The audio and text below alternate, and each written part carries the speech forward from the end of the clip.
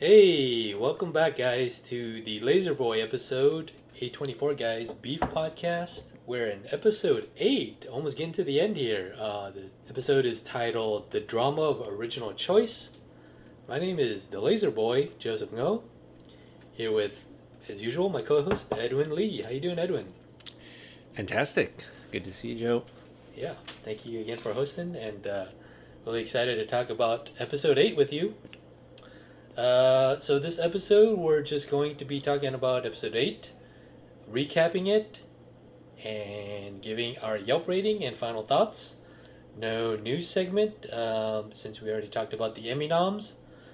Do you want to talk about overall thoughts on this episode at all, or do you want to get into the recap? No, this was a very interesting episode. A lot of flashbacks, a lot of jumping around in time. Yeah. So I thought this was a different episode. Yeah, very different. We'll get into what we thought about those differences at the end. But for now, let's get right into the recap. The episode, of course, all the heavy, dramatic twist happened in the last episode. And then this one kind of slows down with, some flashbacks. And then we start with Amy in a hotel room covered in bed sheets. Apparently, it's not revealed till later when we see the Obama election that it's 2008.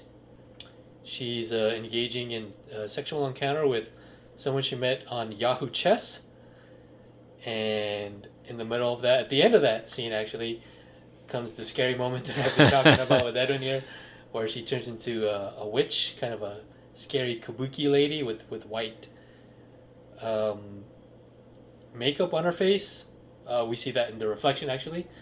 So, would you want to say anything about this scene? Yeah, I think when I saw it the first time, it did spook me as well, because I wasn't expecting that.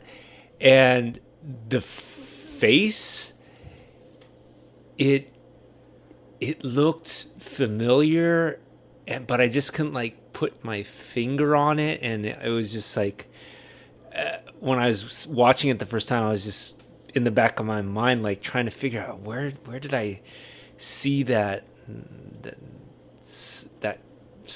a character that looked like that or reminded me of that, and then it it dawned, it came to me later, and it was confirmed when something else happens later on in the episode that we'll talk about.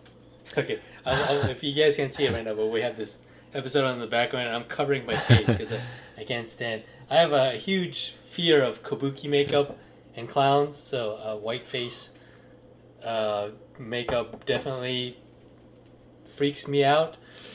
It's interesting thoughts you have there. I feel like, it's a huge, not huge, but a slight kind of surprise detour from what we're usually meant to see. It's a show that grounded in reality hugely. So to see any kind of surrealistic elements, while very daring, might be jarring to a lot of viewers. Yeah, and I good can point. see that. So, but we'll get into more of how does it help the series or not, or does it does it Detract? Yeah, exactly. Thank you.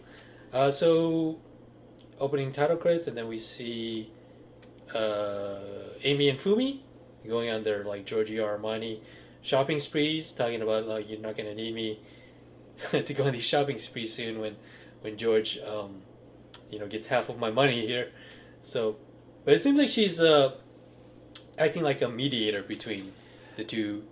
Yeah, parties, which is kind of cool. Up to this point, the show is trying to get the viewer to think that Fumi is opportunistic and only cares about Amy because Amy's providing financial stability for Fumi. Yeah. And when Amy, who's aware of this, says, "Oh, well, you don't have to worry about anything. You're going to get half of my money." But then Fumi I think is being genuine when she says that she knows that George really needs Amy, and that Yeah. Amy is the best thing for George, and so Fumi wants things to work out because she knows Amy's good for her son. So I think that she's being honest when she says that. Nice. Okay, yeah, me too. I do like how Fumi, yeah, we get that kind of not turn in her character, but nice reveal that she actually cares about Amy this whole time. I've heard you say my son is the anchor you've been missing your whole life. And that may be true. But without you, he'd be sitting at the bottom of the ocean, dull and gray. Which usually in cases like this, it's not usually the case, right? So yeah, and then yeah, we're talking about how thematically and visually we see some jarring images, and we get a jarring transition too, like when Amy and Fumi are talking in the parking garage.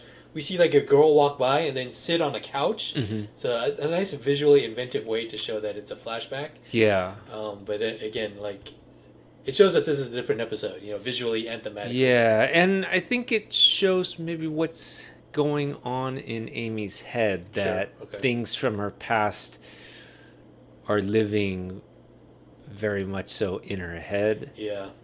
And are informing a lot of her thoughts as an adult. Yeah. Which in a lot of cases, when you're going through like a huge traumatic or heavy event like a potential divorce, usually that's when you kind of reassess, what happened, how did I get to this point in High Fidelity, right? Like all the breakups, he's like going through all the X's and seeing what went wrong. So it's a nice time for reflection when something major like this happens to you in your life.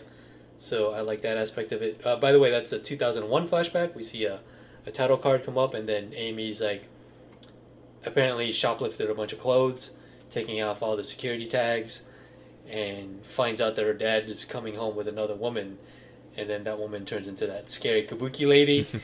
So again, another thematic. On the surface, it seems like that's like a demon or some kind of like bad omen, bad spirit that follows her around, right? Or it deals with sexual infidelity. She only shows up like when there's some kind of when she was hooking up with the Yahoo chess guy, Nice. And then when her dad is having an affair with yes. yeah. So she visits her parents, and then we get a first glimpse of her mom. I don't think, do we get her name? I don't remember it. We'll just call it Amy's mom for now. And before, in that transition from the shopping mall parking garage to her being at her childhood home, there's a scene where young Amy is shoplifting clothes. Okay. And you could see that she's already,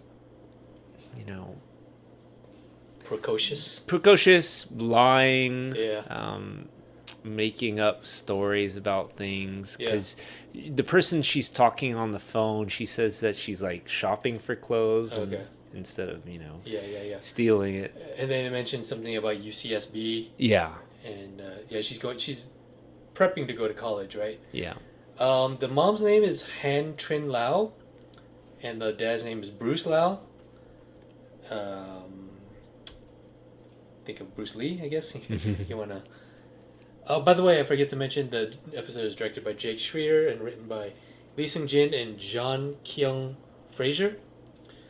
So yeah, next scene. We're still at the parents. A lot of great reveals here. Bruce reveals she rarely visits, hasn't seen them in 2 years at least, but she paid off their mortgage. Uh-huh. And at one point Bruce is like, next time buy us a vacation house, right? Kind of cool. Yeah, that scene I think had a lot in it. When she visits her parents, they ask her about George and Junie, and she again lies just to put on Happy face. a happy face to a bad situation. Uh, yeah, I think when she visits her parents, there's a lot going on there. When the dad, makes jokes about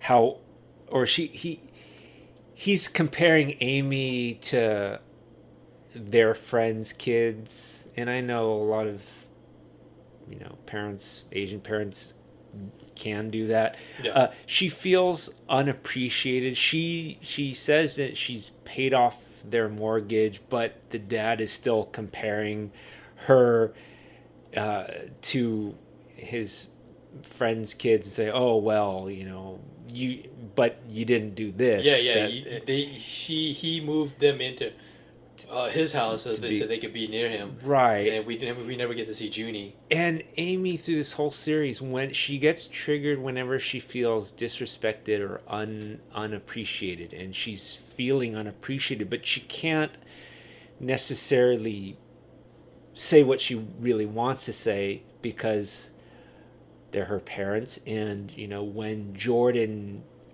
gets her upset, she can't say what she really wants to say because she wants to sell her business, and so she's always compromised by deferring to authority of some sort. Yeah. A lot of pot shots here. I'm sorry, I don't know if that's the right term, but a lot of shots taken. You act like we're so evil. What do we ever do, huh? We provided. We sacrificed. We moved here just for you. What do we get in return? They didn't even want to have her. Like she was a unplanned child, right? And it really affected her all these years. And Bruce gets up and very heated. "Oh, we're happy for your success, but I'm going to bed now." Kind of subdued, kind of lauding her praises. That scene showed how the parents deal with uncomfortable situations. The mom deflects the situation by asking if the dad wants more food, and the dad says he's going off to bed. So it's a lot of avoidance, deflection, right.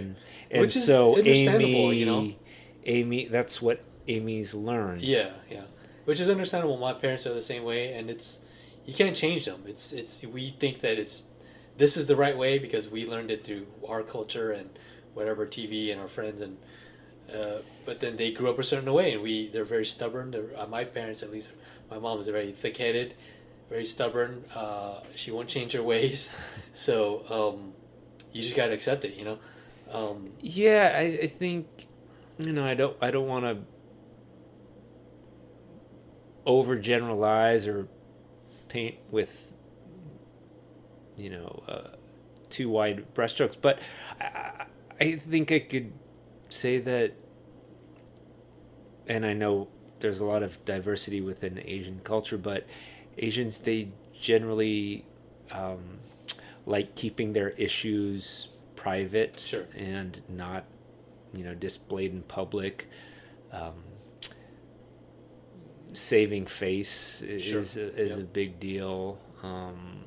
They're honorable, right? Right, and shame and embarrassment is a very big negative thing that is often avoided. Sure. And so, I can understand why Amy's parents deal with things the way that they do. Yeah. And then it's exacerbated even further when, Amy is kind of gearing up to reveal to her mother about, her dad's cheating. And she's like pretty much in permanent denial. She's like, "I don't want to hear about it. I'm not having it. Yeah. Like, don't mention it." Like, she even says, like, "Whatever's bothering you," because it seems like she could feel that Amy's projecting her problems onto her parents. So she feels like she tells her, whatever's bothering you, put it behind you and move on. And again, that, like I said, exacerbates the issue of them just kind of covering up their problems, moving on, just kind of swallowing it, not dealing with it, letting it go unresolved, which is, resolving it and dealing with problems to, again, overgeneralizing our parents' generation, really is a Western thing, like dealing with problems and talking about problems, and it just shows weakness too, so it's a very generational conflict that we have with our parents there, and it's a great way of portraying it on screen. We rarely see this. We rarely see Asians on screen, so now it's a different story. A24, thank you guys for portraying us very well and realistically. So they talk about George, how George is good for her, and then flashback to 1988, and she is. Oh yeah, she overhears that they're having money problems, right? They're saying how like kids are expensive, and she overhears that they didn't plan to have her. Yeah. And that's where it came from, where she said like, you guys never wanted to have me. And no, go ahead. Oh, go ahead. No, please. And in the scene, this is, I don't know if you want to call it an Easter egg, but there's a visual cue for the inspiration for that witch character. Yeah. You see that young Amy is reading a book that I recognized from when I was a kid. I'm not sure which one it is because there's a few books in the series, but it's the series of books Miss Nelson is missing, and so there's a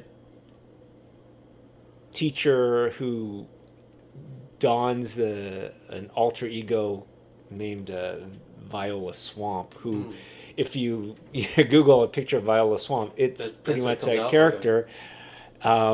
And that's when I was like, I knew, that's who I was thinking of when we first see that.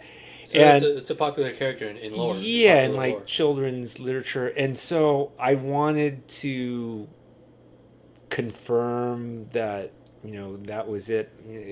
But seeing the book opened in a recognizable way, that was the confirmation. But I was looking into it, and I'm not sure which of the writers or the creators, maybe the showrunner, said that, it was inspired by Miss Nelson is Missing, but didn't say that character was directly that Viola Swamp character, but the intention was it's meant to represent shame, because in the book that alter ego tells the students, I'm always watching you, I know what you're doing.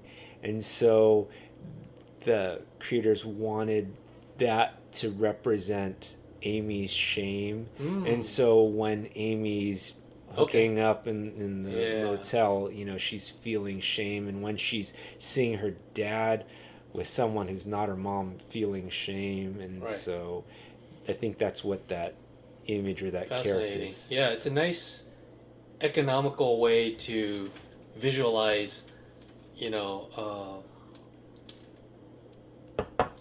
a very abstract concept theme that we go through, like shame. Like, how do we visualize shame through this witch person? And which is scary, but that's a nice economical way to put it on film, especially in a 30-minute episode. And going back to that scene where she puts the book away, it reminds me of like when I had a scary book in like elementary or something. I had like scary stories to tell in the dark. Remember those books? And they had really scary artwork. But the stories are really scary too. Well, maybe. I would say for kids for sure. Yeah. I would put it in a freezer. Or, That's great. like, no, get away from me. Yeah. I don't want to see you. I put it in a cabinet in a dark space and just like never look at it. I remember that. That was just, when you're a kid, you just out of sight, out of mind, right, kind of thing. But yeah, going back to how her parents like had her unplanned, I think juxtapose that with her and George and Junie. I feel like, you know, they planned Junie and, you know, waited for them to be financially secure until to have her to avoid the mistakes that her parents made, you know. So that's interesting, you know, psychology there. Back at the home, you know, Fumi negotiates, you know, a ceasefire, and George and Junie come back. Amy's over the moon to see her again. She loves her pools. She's staying at a hotel with 2 pools. And, you know, they talk it out in the backyard here. And she reveals everything, right? No, well... Yeah, no, this is a bit of a heartbreaking scene because she is getting what she's always wanted from her parents, to talk about things openly and honestly. And George is doing that.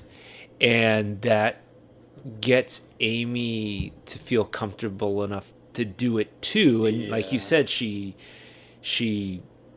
admits to everything. So I didn't have to sell the Tamago. No, but I'm gonna get it back. I will. I'm gonna talk to Jordan. I'm gonna come clean to Naomi and the neighbor.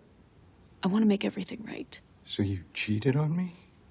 Because of your road rage? So this is a huge turning point for Amy. Exactly. You would call it a breakthrough. Yeah, for breakthrough Dr. for Amy. Unfortunately, you know, again, actions have consequences. Yeah. So just admitting to it and owning up to it, it's good and all, but there's consequences for that. Unfortunately, it's the end of the turning point for the end of their marriage. Right. And yeah, she could have. I like the point that she could have kept lying, because Fumi kind of covered up for her and said it was just an online thing. She was messing with his kid online, and he was ready to forgive her, and she could have perpetuated that and said, yeah, you know, I was just messing around with this kid. But no, she said I slept with him. Mm-hmm. She completely owns up to it. Like you said, it's a huge breakthrough for her, but terrible timing because it destroys her family, you know. Yeah, and you see George, maybe not the first time, because when he took Junie away, he was asserting his feelings then, but off screen though, we don't but it. This is like one of the first times you see George really being honest in his feelings, and you can tell he really feels angry and violated. Yeah. He calls Danny the deranged Korean Danny man. Yeah. And so that opens up a whole nother... He's not far off. He's pretty deranged. But yeah, it's funny how, So is she, though. And then he says that he can't relate to her anger. Like, he doesn't understand, like, how she could be so angry that it would make her do that. And so he gets all this off his chest, and I've never seen him so angry. That's says crazy. He wants a divorce. Right, yeah, like he says, you know, his mom, rightfully so, his mom was hospitalized, and she still doubled down. I like that term. He's like, I want a divorce. You put June in danger. Yeah, she did all this stuff that affected them directly, you know, like, not like put them in harm's way, you know, indirectly, but... And then she says, are you obsessed with him? I love that. That's a great quote. Because even if she can't see it, she is, you know? And that's been a line that people have said about Amy and Danny, like, you know, are you stalking me? Like, you know, why this and that. And so, yeah, it almost is, like this unhealthy obsession in a way that's driven by rage. Again, another quote I like from her, you know, I like to blame my parents, but I'm just a bad person. She finally admits that she's a bad person, and that's when George, you know, lays the bomb and says, I want a divorce. Yeah, it's a heartbreaking scene. You're right, but necessary. I don't know if it's. I'll address this at the end of my overall thoughts of how it feels disconnected from the flashbacks. Not really, no, because I could see how the flashbacks are, setting up like the psychology of her infidelity and all that stuff. But it feels like too much going on. I'll explain more of that when we get to our overall thoughts. But flashback to young Amy's mom. I forget her name. I just remember Bruce. Sorry, I'm Vietnamese. I should remember the Vietnamese name. But apparently she was born in 1984, very close to my age. She's looking really cute. I love you. And the parents are so happy, which is different than how things turn out, or even how Amy thinks of it. Amy just focuses on, oh, you didn't want me. Yeah. But they're so happy. Sure. With her as a baby, and I don't know.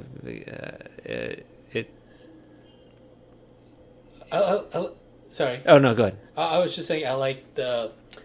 I mentioned the match cut from the end of episode 7. How Amy was crying in the car, and then match cut to Danny smiling in the car, and then another match cut here when they're both babies. So they're the same age.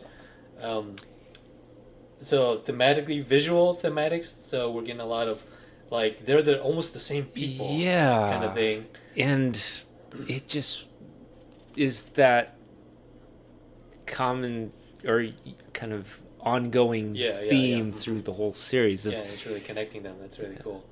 Another, jump back to the day of the fire. I believe when we saw Fumi and Amy in the parking garage is day after the fire. So again, we're jumping around. A lot of information dump here. The arson investigator, or whoever this guy is saying, insurance policies don't cover arson, and don't hesitate to ask your insurance provider questions. Which is horrible news for Danny, because they think it's arson. They're going to think it's arson, and later in the scene, Paul thinks that Amy's the one that caused it. So if Amy caused the fire and insurance doesn't cover arson, then they're really he screwed. thinks it's his fault. He actually hits himself here in the scene. Paul, he's thinking it's his fault because he told George about it. And let me ask you this later, but let's explain what happens with the rest of the scene.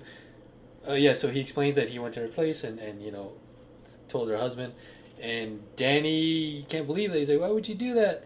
And then later at the end of the scene, we see Edwin flee in the car. So we're meant to believe that Edwin had something to do with it, or at least Danny thinks that. There's a lot of red herrings. So let me ask you this. At this point, what do you believe? Like, okay, no, let me better yet. When you first saw this, who do you think was responsible for this fire? Yeah, I thought it was Amy. Okay. Especially after Paul's like, I think Amy did it, and this and that, and like you said, the editing at the end, it made it look like it was Amy. What are your thoughts on? Yeah, I thought the same thing at first.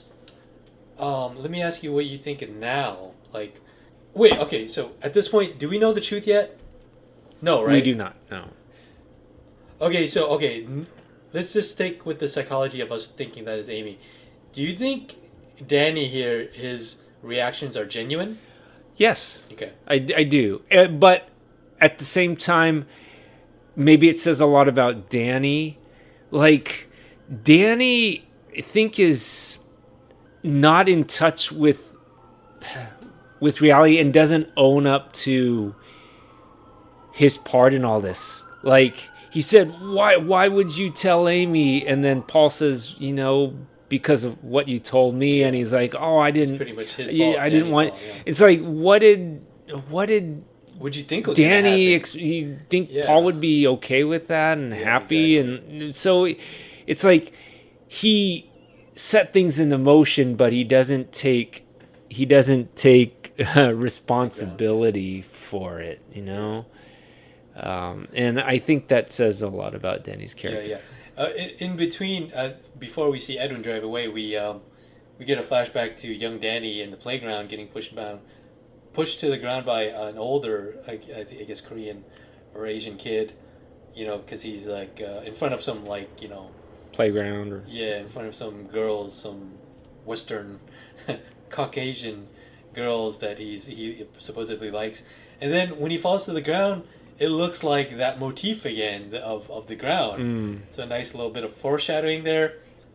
Yeah, there's. We'll talk about that later if you want. So that flashback to Danny being bullied, that experience, and we find out that it's not just this one event. Like he's had a history of being bullied so much that the parents are looking forward to sending him to a new school, and so his experience of being bullied and like him being a victim. It really does inform his adult psyche. Yeah, his mentality of I don't want to be pushed any longer, and then he'll react. Yeah, and the world is it. unfair, and there are people doing these unfair, not nice things. Sure, It's like I'm just trying to live my life, but these people are like coming at me, because he really is. He's just an innocent kid just kind of sitting there, and these other kids go up to him and instigate him and push him and laugh at him, and he's like, what did I do? Yeah, just trying to drink my Korean juice box here. Right. And I think it looked like that Japanese rice candy that's very familiar to me. He's just trying to be happy. And then when he's on his back, there is a shot of the crow flying overhead, which again, another foreshadowing, bringing the crow back. Yeah. And, you wanted to. And so when Isaac was telling stories about Danny helping young Danny helping to get a crow back to health, I'm assuming at that point he had already done that, and so the crow flying overhead is on his side, and kind of look and seeing Danny getting mistreated, Fascinating. Yeah. Before we see Edwin drive away, you addressed this off Mike, and you said you didn't really buy how the parents would react, so like kind of blasé, right? Yeah, like they're obviously disappointed, but they're not in any hysterics. Like seeing your house burn down and blazing fire, I would think my parents would be hysterical and yelling and screaming and crying or whatever, but the parents' response seemed hard to relate to. Sure. Yeah, it seems unrealistic. It seems. I said this as well. It just seems like the writers wanted to clear the area for less characters to write for, and give them an excuse to just leave the country again. And it seemed a little sloppy to me. But, and maybe to serve the story of focusing of how Danny is the way he is. Like his parents, they say very like pessimistic, fatalistic, like I knew it would never work out. And it serves the narrative, and it serves Danny's character development. But realistically, I didn't quite buy it. Like, let's hurry back to Korea. I need to work. He's like, just stay, it's fine. And they're jet lagged. They want to go back to the apartment, and that's when we see Edwin drive away in a hurry. I guess he's been stalking Danny and the company. And directly the next scene, Danny's ransacking a garage. We think it's I thought it was Amy at first, and then Zane's texting him still. I kept thinking, like, why is he texting him if he knows that Danny is Zane? But again, this is the day of the fire. He doesn't realize. Again, the timeline's all jumbled because he finds out about Danny the day after the fire, or sometime after the day after. So this is still another flashback before the events of what we saw with the fallout of Amy and George. Wait, this is after the fire. Yeah, but it's still day of. But it's day of the fire. So this is still like the night of the fire. When George find out about Danny through Amy, that's the day after the fire. So it had to have been before, though, because remember, Paul says, "Oh, it's my fault because I went to Amy's house." Because him going up to Amy's house and telling George over the door camera. Yeah, all that happened before the fire. Right. Yeah. So, but the events right now when he's at Edwin's, that is the day of the fire. So okay. That's what I'm saying. George doesn't know about Danny yet. But Amy fessing up to George and the road rage. Okay. Yeah. Gotcha. So what we saw in the beginning is a flash forward. So that's why the flashing around is kind of crazy, and to me it's not very well handled. But I'll get into that in my final thoughts. We get some explanation of Edwin here. I've been charging magazine subscriptions to your name. Okay, I was just messing around. That's just it. Fucking lie to me, dude! All right. I was just messing around. Little pranks, that's it. I was just jealous. Jealous? Now I'm gonna your fucking mind. Veronica always speaks so highly of you, right?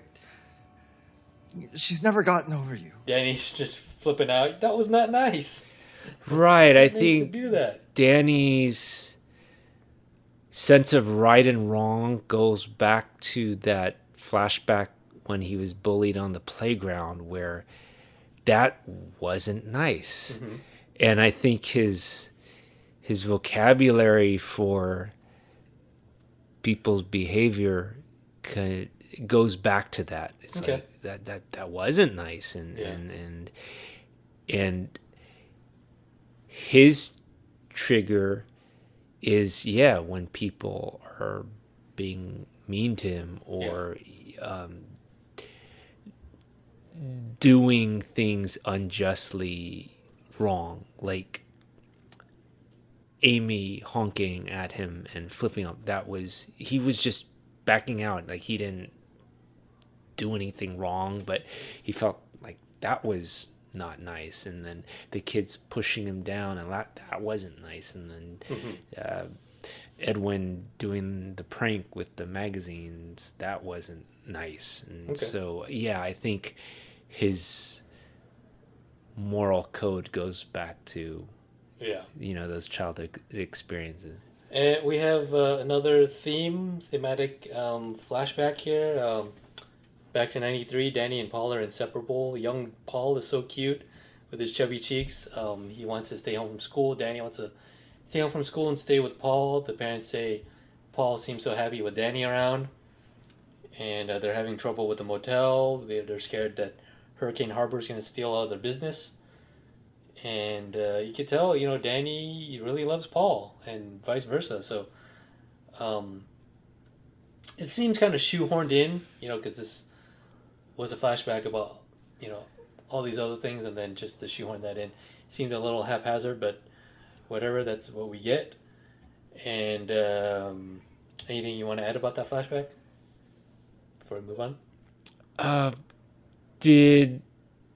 We're here at the investigator revealing. Okay, yeah. Talk about that, or do you want to talk about? No, we can talk about this. Okay. So, Danny. So let me explain. The investigator reveals that it's faulty wiring, and not arson. So.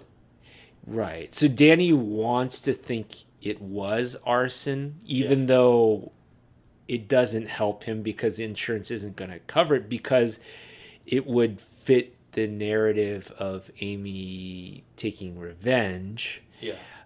But when it turns out that it was not arson but faulty wiring, that takes Amy's revenge out of it. Right.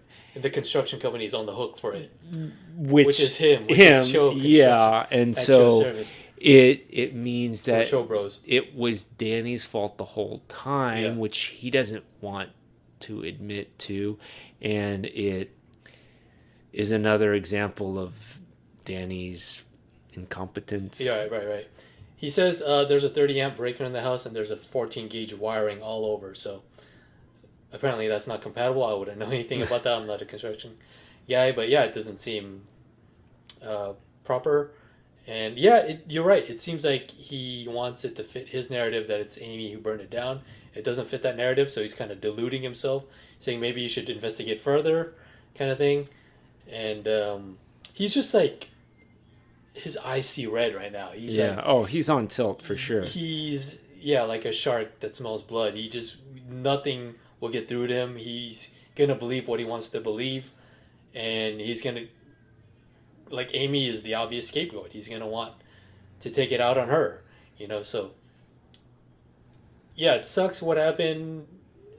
He's not a great construction guy, but don't take it out on Amy, man. And then he's going to lie about it to Paul. Right, yeah, in the next scene, yes. And yeah, it's just going to continue to, escalate things. Yeah. I mean, Paul reveals that parents flew back to Korea, and then Danny just lies to Paul, and it gets him to get on his side permanently. And it brings up this theme that he has been manipulating him his whole life just to get him on his side, just for him to have a buddy with him, because he's a lonely guy. I guess he can't really make friends on his own or whatever, what have you. Which segues perfectly into the next thematic flashback of 2008, which is a heartbreaking one. Sorry, before you do that, again, Danny does the same thing again. Like, he'll, get Paul angry about something by something he says, then he'll be like, wait, no, don't do that. With it. And so, Danny's just...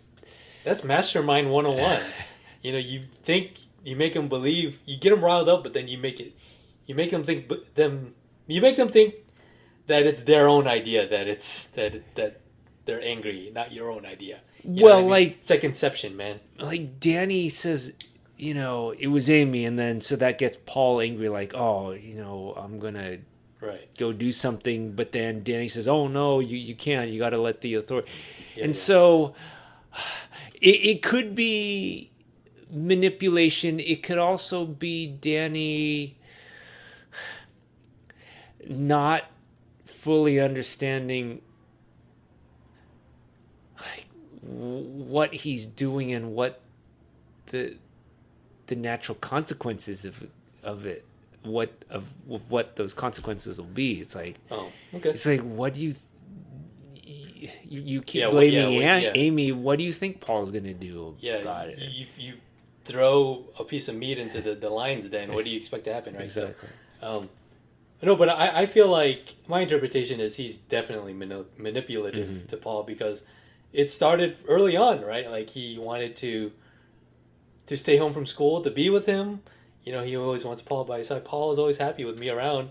And then, again, backed up even further with the evidence that in this flashback of 2008, Paul is applying for schools. Yo, maybe you stay with me and commute to college.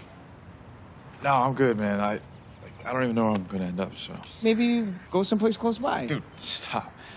I'm doing my own thing. And you can tell that really hurts Danny. Danny is going to lose his best friend, his childhood long boyhood best friend, I guess, his little brother.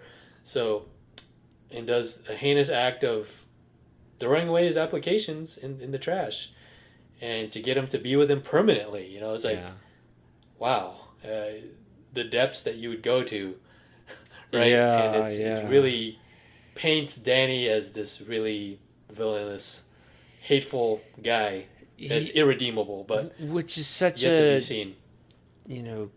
Juxtaposition to the other flashbacks where You see a young Danny saying, "Oh, I'll stay home from school so I can, be with Paul." That's the Or innocent version of Paul, why don't manipulation. you, study really hard and get really smart so you can skip three Skip 3 grades and grades, we can be, yes, yeah, so it's like you got that side of Danny and then you get this horrible side of Danny who's so jealous and sabotages Paul's ambition. Yes. Let's dig into that a little bit more.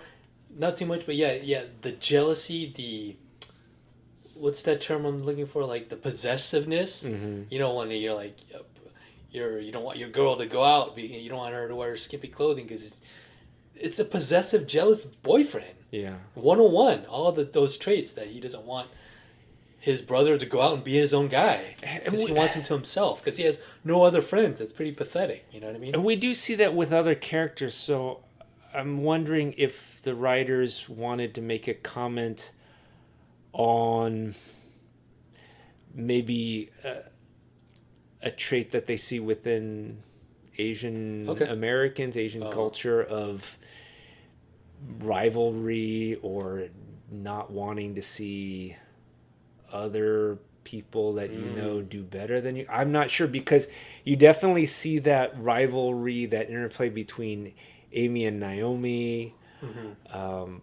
You see that with Danny towards Paul. You see it with Edwin and Danny. So that kind of rivalry aspect. I at first didn't dwell on or think about it too much, but now that we're kind of talking about it, I'm wondering what. I think they are commenting. That's a good point. And let me ask you. You don't have to reveal if it's too personal, but I don't have siblings. I'm an only child. I did have kind of a rivalry with my next youngest cousin, and it was pretty toxic. And we're not on speaking terms with each other anymore. But did you have any rivalries with any of your siblings? Jealous or like competitive I think rivalry? when I was young, I looked up to my sibling and wanted to be like my sibling, but I wouldn't say no outstanding rivalries that I can really put my finger on. Yeah. But there is the sibling rivalry aspect that I think transcends cultures. It's just more of a family sibling dynamic. Yeah. And then it's like you can't be happy for each other. You got to be like, oh man, I hate that person for being higher than me. Right. I got to do better. Why is it like that? And there's also the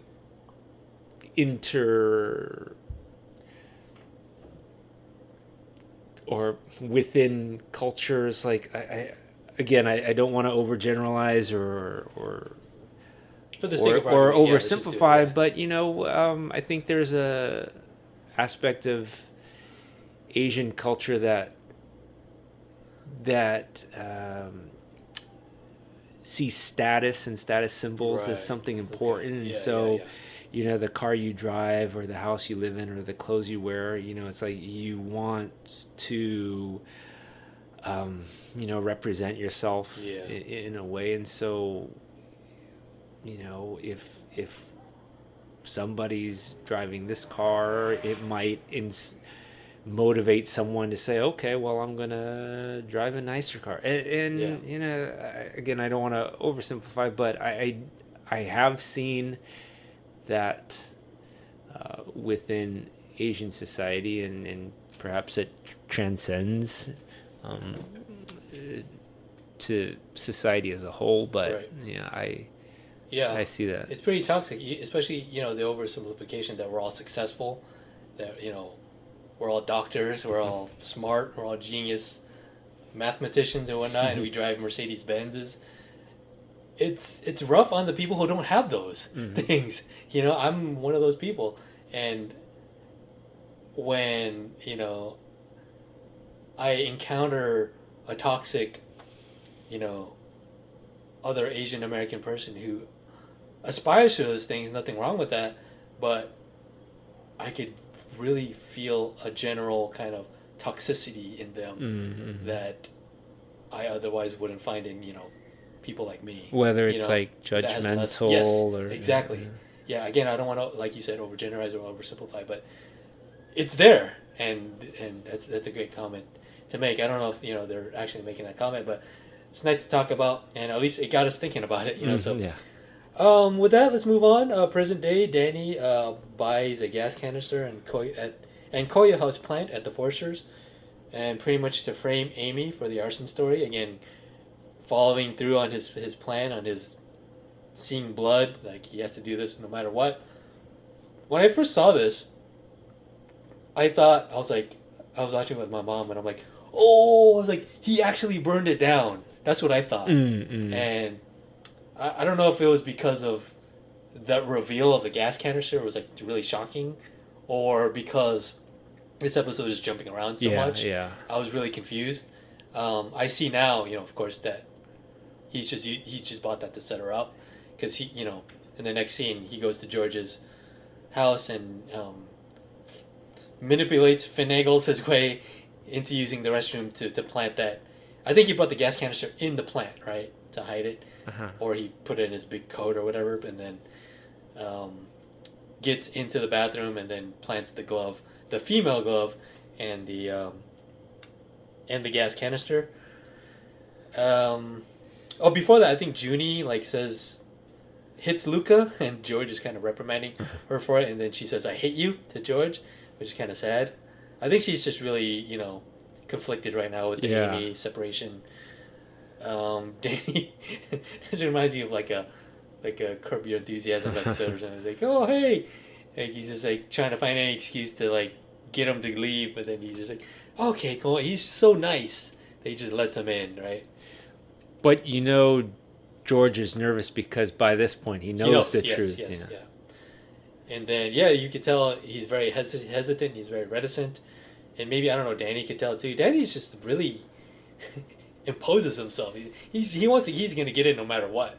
Yeah, Danny's definitely in an irrational state, because it's like, if you thought rationally about it, okay, well, the fire inspector has already deemed that it's not arson, and so whatever evidence you plant, it contradicts the official report, and right. That's not going to go very far, Danny. But he does. He's not even thinking that way. Final scene here. It escalates. George confronts Danny with the gun. Police are on their way, so just put your hands above your head and stay put. On their way for what? What, for not telling you my real name? How about attempted robbery? Assaulting my mother? I had nothing to do with that. Property damage? Road rage? Come on, man. The police don't care about any of that shit. And then going back to, he's been, confronted by bullies a lot. He pretty much, he fights him off and knocks him out and drives off. At that point, I thought, George was dead when I first saw him. Mm-hmm. Oh, God. That's terrible. But, and then he's driving off looking very disconcerted, look on his face. And then we hear Junie saying, "Where are we going?" in the backseat with her Skittles. Of course, she knew Danny had Skittles. Mm-hmm. So she's in the backseat with some Skittles with Luca in the backseat. And smash cut to black. That's the end of this episode. Right. Pretty surprising. Yeah, the whole just gets deeper and deeper. Yeah, what do you think of that last scene? Oh, no, it was, a lot going on there. As Danny's leaving George's house, again, there's a crow there. Okay. And so I think throughout that, whenever the crow shows up, I think most people associate, crows with things like Halloween and maybe as ominous symbols. And so I think towards the end, the way that I saw the crows changes. But yeah, again, interesting use of bringing back these reoccurring during this scene, symbols. When George is I forget that he called 911 before he opened the door. A seasoned person would have, but he's not a dishonest person. Mm-hmm. but someone like Amy would have just kept him talking, Mm-hmm. maybe asked him how his day was, what's going on with him in his life, but he's just like trying to get him out as soon as possible, and then Danny's like, "Oh, can I use the restroom real quick? You know, I had to drink a lot of purple Gatorade." But yeah, you can really tell that's one of George's flaws. But a good one. He's an honest person, so he's not gonna be able to manipulate like Amy or Danny can, right? So, but Yeah, when they were struggling, wrestling, and Danny's trying to knock the gun out of George's hands, when I first saw it, I was worried, like, okay, a lot of bad things have happened. George is going to get shot or something. George is going to die. And thankfully it didn't happen that way, but I was prepared for that happening. yeah. Cool. That is the end of our recap portion of the episode. Let's get into our Yelp rating and final thoughts of the episode. Edwin, I'm very curious to know what your Yelp rating and final thoughts are. I'm going to give this a 4.5. I thought it was really ambitious with all of the time jumping. And like you said, it introduced a lot, some new elements, such as the surrealistic fantasy, things outside of reality. And so I thought it was really ambitious in what it was trying to do. And for the most point, I think it was successful. As we talked about before, there were some elements that I thought weren't as believable for me, like certain emotional reactions to otherwise catastrophic events. But overall, I thought the flashbacks accomplished a lot to provide more psychological context for the characters. So, yeah. Great. Like that. Well, I think this is one of the first episodes that we're kind of on opposite sides of the fence on. But I know I really respect your opinion, and I do agree with you that it does provide very good context to character motivations and backstory. I feel like, though, the flashbacks were all over the place and very disconnected. And let me put this put it in a better context, in the form of, okay, like after an exciting incident happens in the prior episode, we're like, oh, what's gonna happen next? I want to know where the next step of the story goes. And then we get, like in The Walking Dead, like something big happens, right? And then we'll get the next episode. We waited a week, and then no, it's a Carol episode. It's a Carol flashback episode or something, and we're like, we're not going to get to the main story. That's what this kind of feels like to me. It feels like, oh, let's just we're not going to see what happens. We do see bits and pieces of what happens next, but it feels like almost like delayed gratification. Like, oh, hey, let's step back here for a bit, and then we'll give you a flashback episode. But in doing that, they didn't even give us a gratifying flashback episode. I feel like if it was a full flashback episode, if you just gave us Amy and Danny fully a flashback episode, it would have been fine, and I would have expected nothing more. But they tried to cram in what was going on now, and then they gave us one day after the fire, and then the day of the fire, and then when we're talking, we got confused when we're recapping it. And I don't know, that's probably, I have a bigger, problem with that than you, but I was confused, like when, that reveal of him in the gas canister, when I first saw it, I'm like, I was surprised by it. I thought I was really confused by, the plot elements of it, because the episode just jumped around so much, you know what I mean? So for me, it didn't really work that well for me. Okay. But I did like, what it was saying about Amy's parents, what it was saying about Danny being bullied, and the reveal, that heartbreaking reveal of Danny destroying the college applications. Jeez, knife in the heart right there. I was just heartbroken, and as well as the surrealistic elements that we're gonna come back to later on. Great bit of setting up for what we're gonna see more of in the future, or in the final two episodes. But we need episodes like these sometimes. They can't all be winners. Yeah, I thought it was a good follow up to episode 7, because episode 7, it was trying to show that they're both doing well until the ending. It's like, nope, things are bad again. And then I felt like episode 8 propelled things getting bad. Okay, Amy and George, they're getting divorced. The fire was all Danny's fault, even though he's trying to blame other people. And then things are getting really bad because now Danny possibly killed George. He doesn't know. He's just getting out of there, and now he's being chased by the police, and he's got Junie in the back. So now, he's abducting a child. So I felt like it progressed the reopening of the problems. Okay.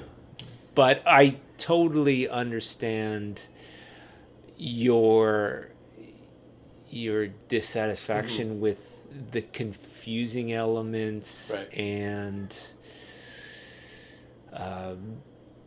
it being too unfocused and scattered. Yeah. I have a couple more follow-up questions for you before we end the episode. First of all, it feels like Amy got the more screen time of the flashback. What do you think they're saying about, do you think they're saying Amy's become more of a main character? We're supposed to empathize with her more now because of that? Or why do you think we didn't see Danny's flashbacks as much? It's a good question.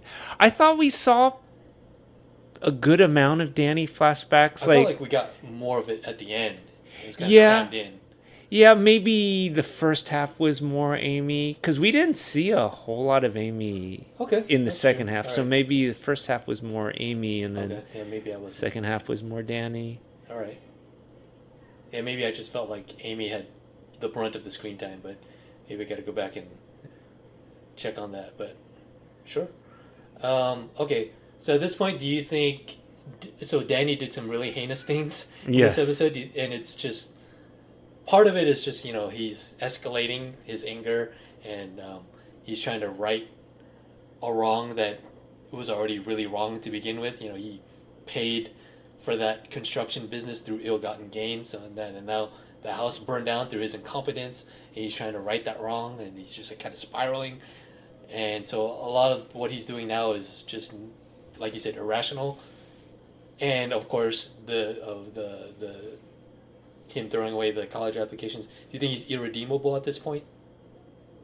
I was sorry, real quick. I was like praising him when he was like, when he beat Edwin for praise team, and I was like, he's alpha now. And I was telling you, like, I might regret that later. Do you think he's irredeemable? I think that's the question that the series is asking. Like, can anybody do anything so bad or do enough bad things that they're unlovable? Like, I think Amy poses that question to the therapist, and I think that's at the heart of the show. So that's I think that's the central question. At this point. I would like to say no, he's not irredeemable, because we see young Danny and how Danny, he's got a lot of good-hearted qualities about him. And does a person lose that part of themselves, through experience or being jaded, or through abuse or bad experiences? I think that's what they're trying to examine. But Okay. I would say no. I Okay. think there Yeah, is yeah. room for redemption. Okay, nice. You're a glass half full kind of guy. I like that. I gotta agree with you. Even though at this point it's not looking too good, Yeah, right? yeah, It's right. painting him a really bad picture of him at the end there, especially too when he's like rationalizing with George, like he's pretty much listing out all of his crimes, like you know, road rage, you know, attempted robbery, all this stuff, and right now inadvertently kidnapping. Not looking too good for him, and he was trying to rationalize. And cops are not going to care about that. You know, it sounds pretty villainous to me right now. But we'll see. We got 2 episodes left. We've seen glimmers of hope for him. You know, like when he saw Junie in the car and he wouldn't burn it. You know, so a lot of human. He's still like the humanistic element in him is still there. He doesn't go all the way. You know, so at this point, it's not looking too good, but. Yeah, there was Pretty a scene in this episode where it showed his compassionate, sympathetic side where, you know, he was about to beat up Edwin when he went into the snuck into the house, but then got the wrench in right, and when Edwin reveals to him that Veronica told him not to touch her and he was breaking down, Danny feels sorry for him and pats him on the back and tries to it's hard tries to soothe him. You know, we see enough of those instances with Danny where it's like, yeah, you know, he's got redeemable qualities. Right. Yeah. When I was watching this episode with my mom liked the Vietnamese mom, and I particularly liked her accent. They usually cast like non-Vietnamese actors to play Vietnamese, and they have a terrible accent. So far, yeah, she's her accent's good. Hong Chau's accent's always. I think she's Vietnamese actually, so nice to see some good Vietnamese accents going down here. Nice. But cool, yeah. Looking forward to talking about. It's only 2 episodes left. All right. Home stretch. Home stretch here. So episode 9 is next, The Great Fabricator, and episode 10, Figures of Light, the one that was nominated for best directing. There. Looking forward to talking to you about that, Edwin. All right. Looking forward to it. Yeah. Thank you again, Edwin. Look at past episodes at thelaserboy.wordpress.com. Type us up in YouTube at The Laserboy. That's Laserboy with a Z. And we will see you guys next time for The Great Fabricator, episode 9, the penultimate episode. See you guys. See ya. David Station, my door was left open wide.